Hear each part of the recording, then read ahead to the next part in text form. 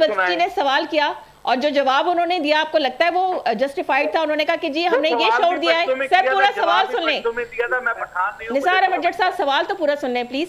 انہوں نے کہا کہ جی ہم نے یہ شعور دیا کہ آپ ہم سے سوال کریں اور پلس اب ذرائع یہ بتا رہے ہیں کہ اس بچی کے والد کو نوکری سے نکال دیا گیا ہے کیونکہ اس نے سوال پوچھا تھا کے پی کے وزیر اعلیٰ سے.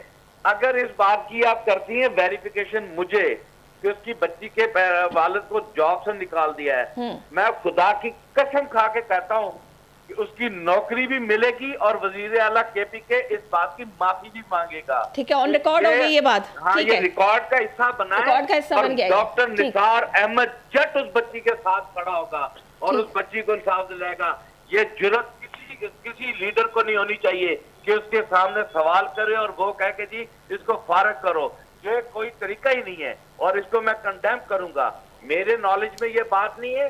آپ کو میں ریکویسٹ کروں گا کہ اس کے جو نوٹیفیکیشن اس کے فادر کو آپ نے پرسنلی مجھے میرے نمبر پہ واٹس ایپ کرنا ہے. میں جانوں, وزیر اعلیٰ سہیل افریدی جانے اور یہ ایوان جانے.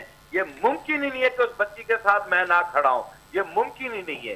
ٹھیک ہے, بہت اچھی بات ہے سر. میرا ریکارڈ کا حصہ ہے, بن گئی آپ کی یہ بات اور اس کے اوپر ہم کرتے ہیں کیونکہ ہمیں ذرائع سے پتہ چلا تھا. ہم اسی کنفرمیشن کریں گے. بالکل, I will send you the report. ٹھیک ہے, ڈیفینیٹلی. اس بچے کے والد کا نوٹیفیکیشن بھیجے. خدا کی قسم کھا کے کہتا ہوں نیشنل اسمبلی میں سہیل افریدی کو میں بتاؤں گا کہ کیسے کسی کو وکٹمائز کیا جاتا ہے. پاکستان تحریک انصاف یہ جماعت ہی نہیں ہے کہ کسی غریب کسی مسکین کے ساتھ ظلم کرے.